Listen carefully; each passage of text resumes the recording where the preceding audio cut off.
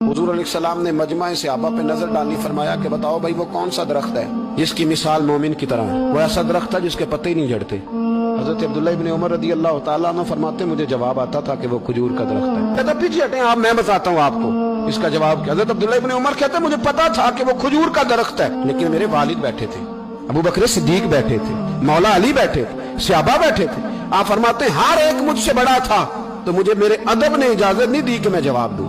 अल्लाह करे मेरी इस बात आपकी समझ में आए। सवाल का जवाब मुझे आता था, लेकिन अदब का तकाजा था कि मैं बड़ों की मौजूदगी में जवाब न दूं। हुजूर ने दोबारा पूछा, सहाबा खामोश रहे, तो फरमाया मैं बताऊं?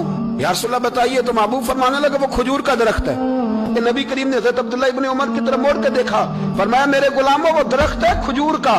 अब्दुल्ला को जवाब आता था, इसे पता था कि वो खजूर का दरख्त है, लेकिन तुम्हारे अदब की वजह से ये खामोश रहा। मेरे रसूल करीम अलैहिस्सलाम के गुलाम जिनके इल्म पर मेरे नबी को इतना एतमाद है कि हुजूर ने फरमाया मैं इल्म का शहर हूँ और अली उसका दरवाजा है। और जनाब उमर फारूक जैसे लोग कहा करते थे कि अगर अली हमारे दरमियान मौजूद ना होते तो हम तो हलाक हो जाते। इनके मशवरे, इनकी बातें हमें महफूज रखती हैं। हजरत अली फरमाते मैंने नबी पाक से एक सवाल पूछना था। ऐसा तो नहीं ना कि उन्हें बातें नहीं आती थी, उनके तो इल्म का ये हाल है कि हुजूर ने फरमाया मैं अगर शहर हूं तो अली उसका दरवाजा है। तो फरमाते हैं कि मैंने नबी पाक से सवाल पूछना था। सवाल 14 दिन मैंने इंतजार किया।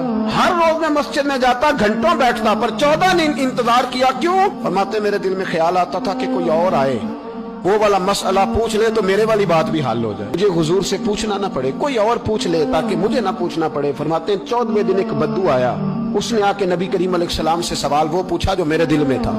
फरमाते नबी करीम जवाब उसे दे रहे थे और मेरी तरफ देख देख के मुस्कुरा